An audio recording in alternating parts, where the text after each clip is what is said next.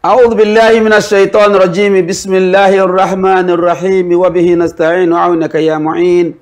اللهم صل وسلم وبارك على سيدنا محمد وعلى آله وصحابه أجمعين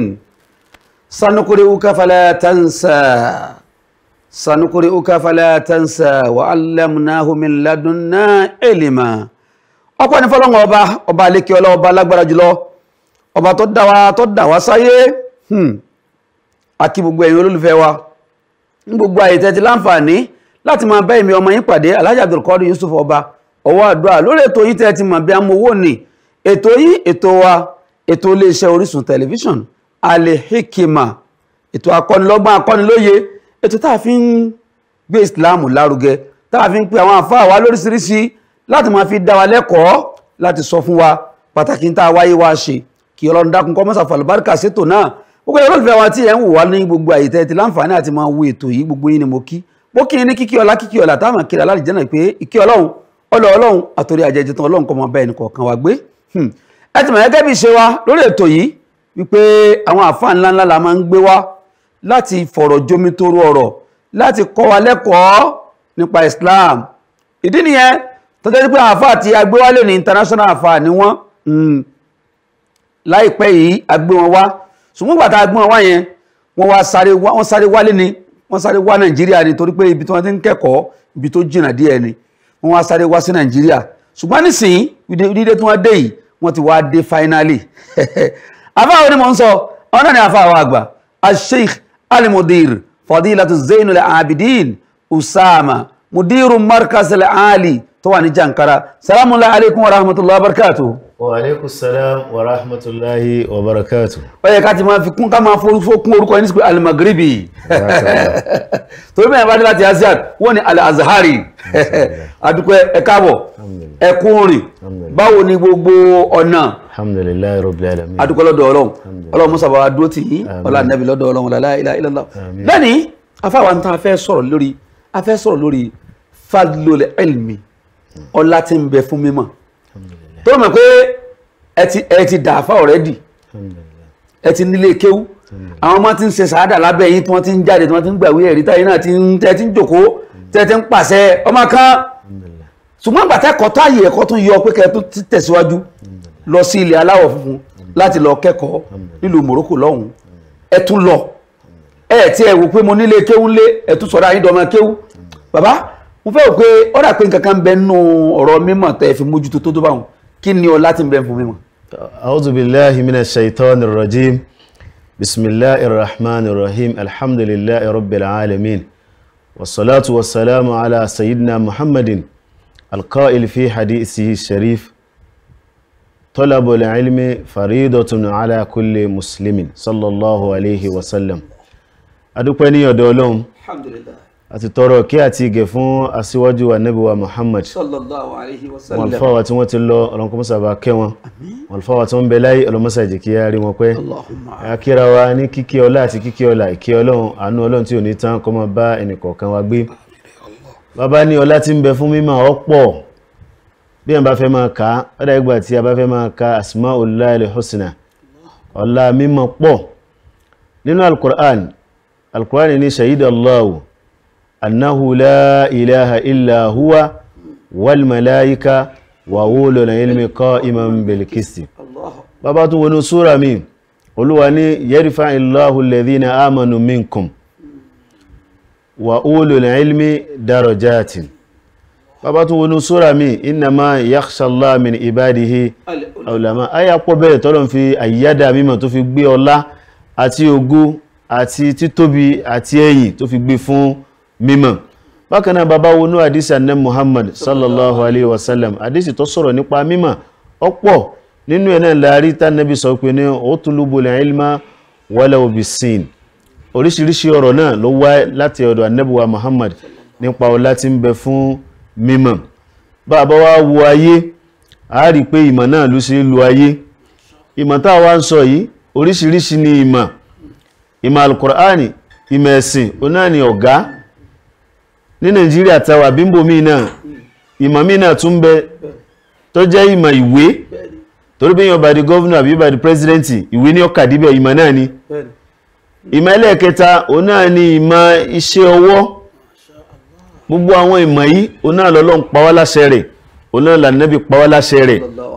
torí wípé pín ni gbogbo ẹni tí ó bá dọ̀gá láyé níbi iṣẹ́ kan ìmọ̀ náà nìyẹn fi dọ̀gá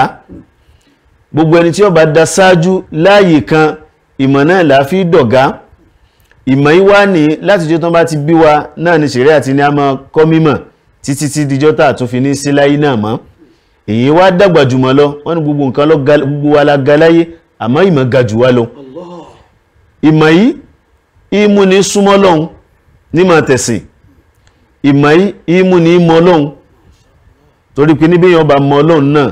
wọ́n ní awwalul ilmi ma'rifatullah ìyẹn fẹ́ kọ́ṣẹ́ ọwọ́ náà ni ìwé náà lọ fẹ́ kà ní ìran ìmọ̀ kan náà lọ kọ́kọ́ fẹ́ kọ́ ni kọ́kọ́ mọ̀ Ọlọ́run tó dá ẹná wa man lam ya'rifni fa kayfa ya'budni so ìmọ̀ yìí náà látún fi sin lọ́hun gbogbo ìbádà tí ta bá fẹ́ ṣe ni a fẹ́ gbààwẹ̀ ni a fẹ́ yọ zaka ni a fẹ́ lọ hajj ni gbogbo àwọn nǹkan wọ̀nyí fa'rifuni qabla an ta'buduni ìmọ̀ yìí náà la gbọ́dọ̀ kọ́kọ́ lọ wá ìmọ̀ yìí náà ni ó wà tọ́ wa sọ́nà àwọn àfáwà wọ́n ní ìmọ̀ kanúrì ìmọ̀ dàgẹ́ bí ìmọ̀lẹ̀ ni ó dàgẹ́ bí torchlight ni gbogbo ibi tí èèyàn bá fẹ́ lọ láyé bí èèyàn bá ti ń tan torchlight síbẹ̀ bó sì lè òkí bẹ̀ dúdú tó ìmọ̀ lèyàn mọ̀ fi kọjá ń bẹ̀ ìmọ̀ yìí náà ni wàsílà ó náà ni akasọ̀ tí èèyàn fi débi gíga bí èèyàn bá jẹ ìmáàmù tó jẹ́ ibi tí oyè parí sí nínú ẹ̀sìn ìmọ̀ náà ni ó gbé wa débẹ̀ bí èèyàn bá jẹ oyè ẹ̀sìn ìmọ̀ náà ni ó gbé wa débẹ̀ bí èèyàn bá jẹ oyè pé tọ́dá mo fẹ́ jẹ oyè olórí ilé kéwú ìmọ̀ náà ni kódà bí èèyàn bá jẹ oyè ní ọ̀pọ̀lọpọ̀ ilé ẹ̀kọ́ náà ilé ẹ̀kọ́ alákọ̀ọ́bẹ̀rẹ̀ ni ilé ẹ̀kọ́ secondary ni ti university náà ni ìmọ̀ náà ni gbé ni débẹ̀ gbogbo ń tábà wá ṣe láyé ìmọ̀ òsì yọkalẹ̀ ń bẹ̀ o àmì ìtọ́ dájú fẹ́mi àti ẹ̀fà wa ta jẹ́ mùsùlùmí ta sì jẹ́ mùmínì òdodo òun náà ni ìmọ̀ ẹ̀sìn kí wá ní ìmọ̀ ẹ̀sìn òun náà ni Al-Qur'an torí gbogbo ìmọ̀ tí yẹn lè sọ pé yẹn fẹ́ kọ́ láyé òun náà Al-Qur'an ti ṣàlàyé rẹ̀ fún wa gbogbo ìmọ̀ technology lónìí ìmọ̀ chemistry lónìí ìmọ̀ physics lónìí àbí ìmọ̀ geography ni ìmọ̀ ojú ọjọ́ gbogbo ẹ̀ Al-Qur'an ṣe kí Al-Qur'an gbé kalẹ̀ fún wa ìmọ̀ yìí wá ní àálọ́ kọ́ ni wọn ìbíyàn pẹ̀lú ìmọ̀ wọ́n lè bíyàn pẹ̀lú ẹ̀bùn lágbájá ìní ó ní skill báyìí lára àmọ́ ìmọ̀ èèyàn lọ kọ́ ni ìmọ̀ tá wá ń sọ yìí tá bá wo àwọn ẹni àná ọ̀pọ̀lọpọ̀ àwọn èèyàn tí wọ́n wáyé ẹlòmíì lọ́lá ẹlòmíì nípò ẹlòmíì ní iyì tó sì pé ńjọ́ tó ti kú báyìí lọ́lá náà ti tẹ̀lé lọ Masha Allah àmọ́ bí èèyàn bá jẹ́ onímímọ̀ ńjọ́ tó bá kú báyìí ńjọ́ náà yóò sì tún ṣe bẹ̀rẹ̀ ìgbésí ayé mi hayatan tayyiba ó tún ṣe bẹ̀rẹ̀ ìgbésí ayé tuntun ni àpèjúwe tá fi mọ̀ bẹ́ẹ̀ ẹwà bàbá Sheikh Adam radiyallahu ta'ala anhu ẹwà bàbá Sheikh Kamaluddin al-Adabi àti gbogbo àwọn tí wọ́n dàbí wọn ó ń dà ìgbà tó bá sí kí wọ́n sì wà láàrin wa náà ni bó ti ẹ̀ sí pé ní ìgbésí ayé tí wọ́n ń lò ní láàrin wa lénìí ó yàtọ̀ sí ìgbésí ayé tèmi àti ẹ̀ ń lò àmọ́ kí ló jẹ́ kérí pa wọ́n mọ́ sẹ́kù lónìí ìmọ̀ ní ìmọ̀ tí wọ́n kọ kalẹ̀ nínú tírà tá ń kà ìmọ̀ tí wọ́n sọ kalẹ̀ ní wàásí tá ń gbọ́ àtàwọn erípa ìmọ̀ tí wọ́n fi kalẹ̀ à ń kọ́ lè kí ní ẹ̀bá ń kọ́ mọ́sálásí ni in tí ìjẹ́ kí yàn ọ̀tán bẹ́ẹ̀ bá ló ó lè kú kárímọ̀nà ti rẹ̀ mọ́ à ń bọ́bá jó ní mímọ̀ ìmọ̀ tá wá ń sọ yìí náà kọjẹ́ mọ́ tọ́lọ́n tànẹ́bì kọjẹ́ mọ́ ti ẹ̀sìn kó sì jẹ́ ìmọ̀ ti ìbẹ̀rù Ọlọ́run bá a bá ti wá ní ìmọ̀ yìí èèyàn lọ yóò wá kù sára ọmọ èèyàn lọ yóò kù sára ọmọ kéwú èèyàn lọ yóò kù sára jàmá kódà bí èèyàn bá jẹ́ ìmọ̀ oníṣẹ́ ọwọ́ náà èèyàn lọ yóò kù sára ọmọ ṣẹ́ rẹ̀. bàbá bí tẹ́ bọ́rọ̀ dé yẹn mo ní ìbéèrè kan bẹ̀ torí pé ọ̀rọ̀ mímọ̀ yìí nǹkan tó lágbára púpọ̀ ni àwọn kan dẹ̀ ń bẹ tẹ́ pé àgbọ̀dọ̀ yanjú ẹ̀ nípa ọ̀rọ̀ mímọ̀ ẹ ti sọ̀pọ̀lọpọ̀ àlàyé ọ̀rọ̀ nípa mímọ̀ pa pé tí èèyàn bá lọ yóò kù sára ọmọ yóò kù sára ọmọ kí yóò kù sára nǹkan kan ṣùgbọ́n wọ́n tó pé àwọn àtẹ̀síwájú ẹ jẹ́ ká dókè lọ́hùn bọ́tà bá padà dé ó kù béèrè kan tó fẹ́ bí lọ́wọ́ àfáwà Sheikh Osama bismillah ẹ káàbọ̀ padà sórí ètò yétò wa Al-Hikima àlejò mi tí à ń jọ ń fọ̀rọ̀ jom tó rọrọ̀ lẹ́ni àwọn náà ni àfáwà àgbà Sheikh al-Mudir Muhammad Zainul Abidin Usamat Mudir Markazul Ali tó wà nílùú Jankara ní Èkó ń bí kọlọ́mù mọ́sà jẹ́ kí ilé kí ó náà máa gbèrú sí kọlọ́njọ́ lálùbáríkà bàbá ìbéèrè tí mo fẹ́ béèrè lẹ́ẹ̀kan ká tó lọ sókè lọ́hùn òun náà ni wípé ǹjẹ́ èèyàn a máa jogún mímọ̀ ká sọ pé bàbá tó bíyàn àfáà ni ọmọ kí ó gbogbo ayé lọ́mọ pọ̀ ọmọ kí ó ṣùgbọ́n bí ọmọ tó wá bíyàn náà òun ọ̀lọ́lẹ̀ kí ó kò sí kan kó wá ní pẹ́tọ̀ nínú tó tí ọmọ ẹ̀ jogún lára bàbá rẹ̀ o ìmọ̀ òun náà wà nú ẹ̀ sọ pọ́sibù kí èèyàn jogún mọ́mọ́ láì jẹ́ kó máa lọ́lẹ̀ kí ó. bí bàbá bá bímọ wọn a máa fi ìmọ́lẹ̀ kí wọn a máa fi bí ọmọ wọn a sì máa fi ìmọ́lẹ̀ Ọlọ́run tẹ̀sìn wọn a máa fi bí ọmọ àmọ́ kò sí bọ́n bá ṣe lè fi ìmọ́lẹ̀ kí ó àbí àtọ̀ kí ó bí ọmọ náà tó òun náà ó tún lọ ilé kí ó sí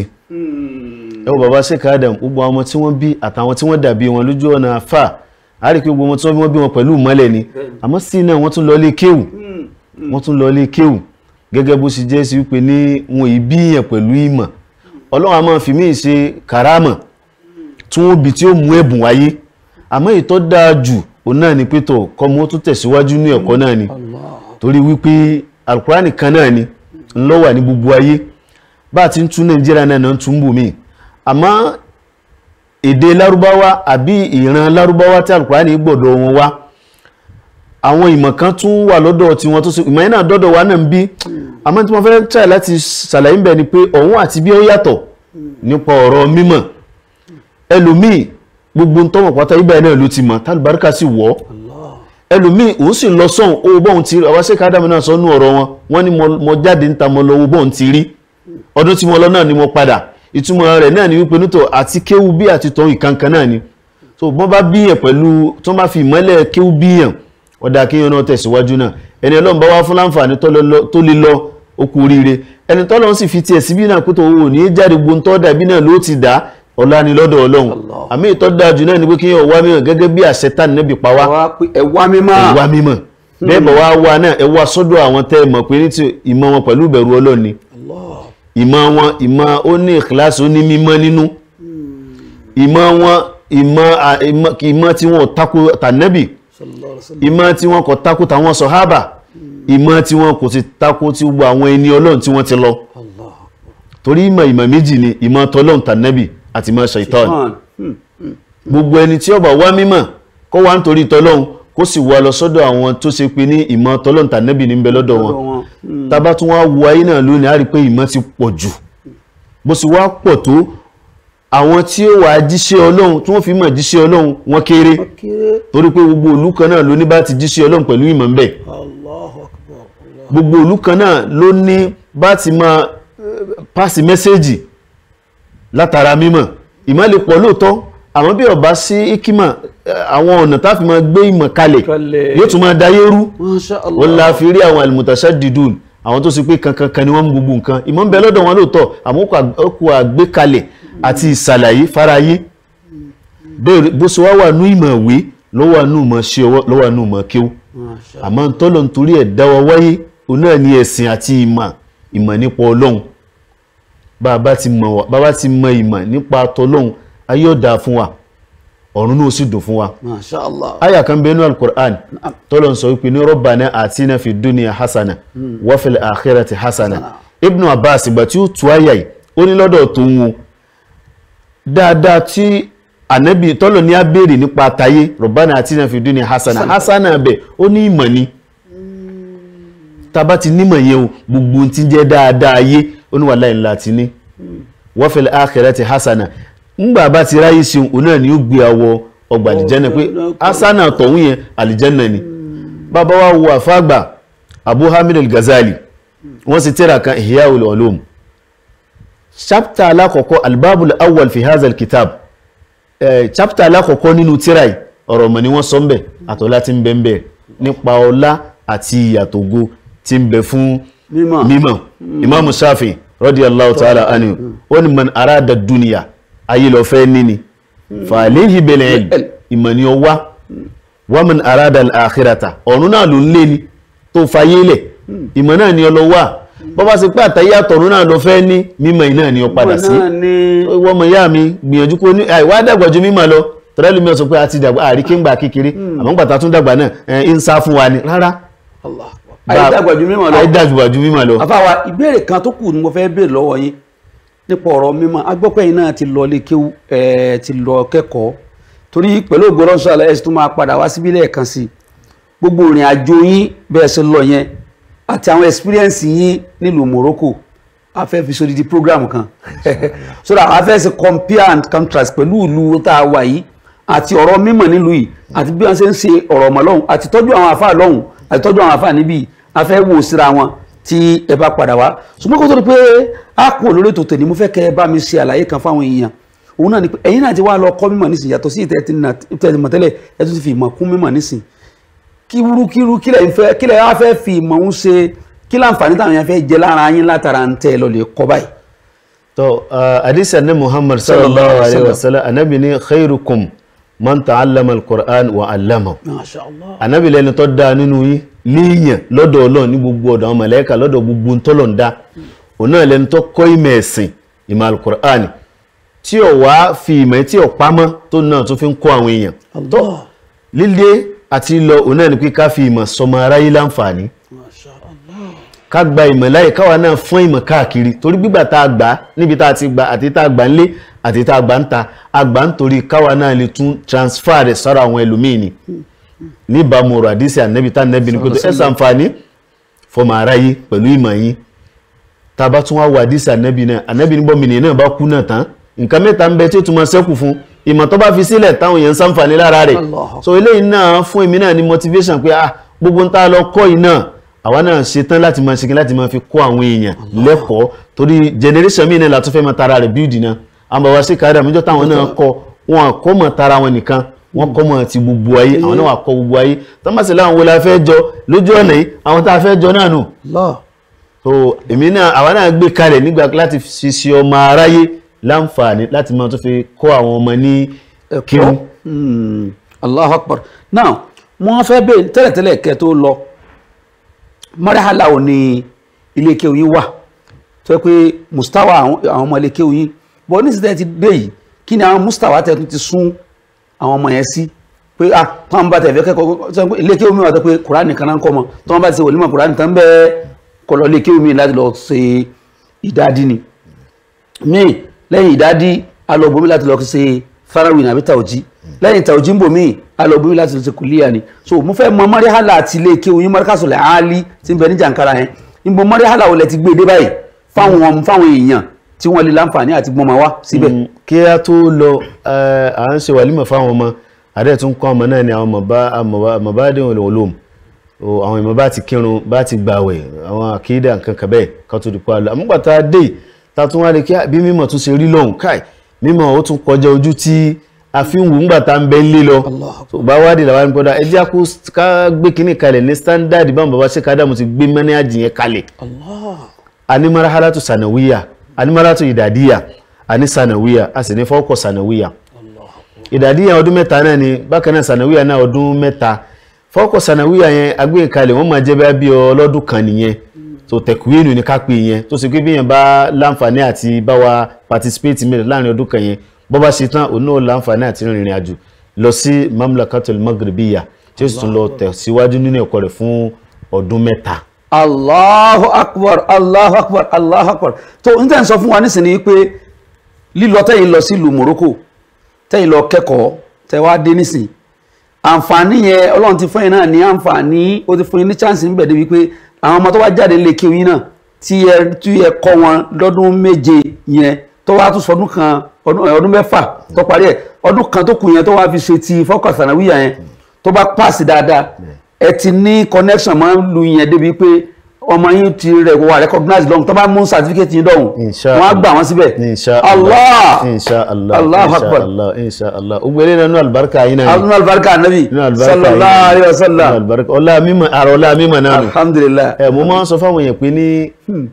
ọlá mímọ̀ kò síbi tí ò dé àmọ́ wá ṣe kádàmù sọ àwọn ṣe kàmọ́lù sọgbọ́n alfáwà náà tí wọ́n gbaṣẹ́ lẹ́yìn wọn tí wọ́n já ọmọ kí wọn ṣe kádàmù náà gbọ́n náà ni wọ́n sàlàyé fún wọn àmọ́ níjọ́ tí ò bá tí ì ṣẹlẹ̀ ìyún ní tí ì gbà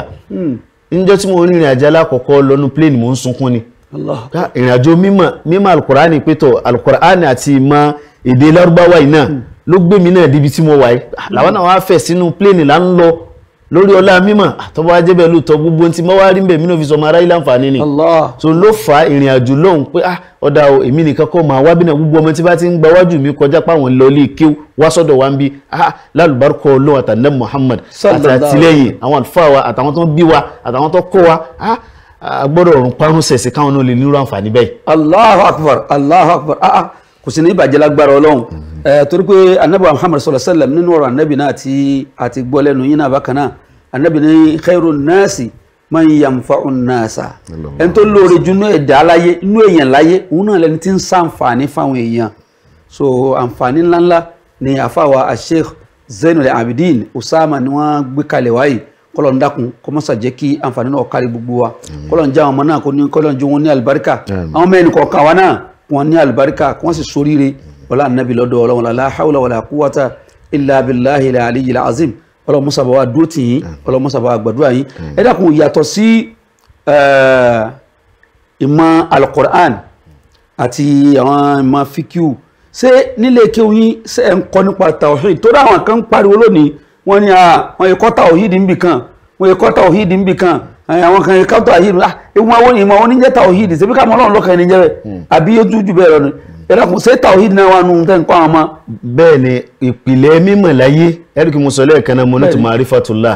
ìmọ̀ tàwíìdì náà ni à ń kọ́ ìmọ̀ àkídàtul islamiyya as-sahiha torí pé àkídà pọ̀ láyé lónìí ní tàbí àkídà náà ni pé tó ìgbàgbọ́ so ó pọ̀ láyé lónìí a sì ń kọ́ ti àkídàtul islamiyya ń bẹ tó wà sahiha a sì ń kọ́ ìmọ̀ tàwíìdì ìmọ̀ Ọlọ́run lọ́kan tó nǹkan ń bẹ náà. Ọlọ́run musa bá a sẹ́lẹ̀kùn dára fún yín ọlá nẹ́bí lọ́dọ̀ afáwa fáfàní àti wọ́n bá fẹ́ kàn sí ẹ bá fún ara ilé nọ́mbà yìí. 08027754074 lẹ́ẹ̀kan sí 08027754074. tó nọ́mbà fáwa Sheikh Zainul Abidin Usama náà ni àti gbọ́ yìí ọlọ́nkọ́ gbọ́dọ̀ ẹnì kọ̀ọ̀kan wa akọ́lá jimoh tòní o inshallah Ọlọ́run ní ṣe jimoh tòní láti mọ̀ fẹ́ ní kọ̀ọ̀kan wa ẹ má jà gbàgbé pé Ramadan àti dé tán inú Rajabu láwà yìí Rajabu náà ní sí ń tẹ̀síwájú in ti ń tó bí 10 bí 11 ní báyìí tó Ọlọ́run kó ṣe dáadáa fún wa o àmọ́ gbogbo ẹ̀yin tẹ́ máa ràn wá lọ́wọ́ ní Ramadan ẹ dákun ẹ máa palẹ̀mọ́ ẹ máa pè wá o kájọ máa sọ̀rọ̀ nísìn ní tẹ́ bá fẹ́ kó fún wa àti ní tẹ́ bá fẹ́ sponsor fún wa lórí ètò wa Ramadan Kareem tá máa ṣe nínú àwẹ̀ láìpẹ́ láì jìnnà ẹ máa bẹ̀rẹ̀ sí gbogbo àwọn promo wa náà lórí amóhùnmáwòrán yìí pẹ̀lú ìyọ̀dá Ọlọ́run fáfáà ní tẹ́ bá fẹ́ pè mí bóyá wà fáà náà tó fẹ́ wá sórí ètò àbí wà akọrin tó fẹ́ wá sórí ètò yìí abẹ́ ní kankan tẹ́ fẹ́ fi ṣèrànlọ́wọ́ fún wa lórí ètò yìí ẹ pè mí sọ̀rọ̀ ìbánisọ̀rọ̀ mi 08023055086 08023055086 orúkọ mi yìí padà Alhaji Abdulkadir Yusuf ọba ọwọ́ àdúrà lèmi ń jẹ́ mọ́ asàlám wa ilal liqa.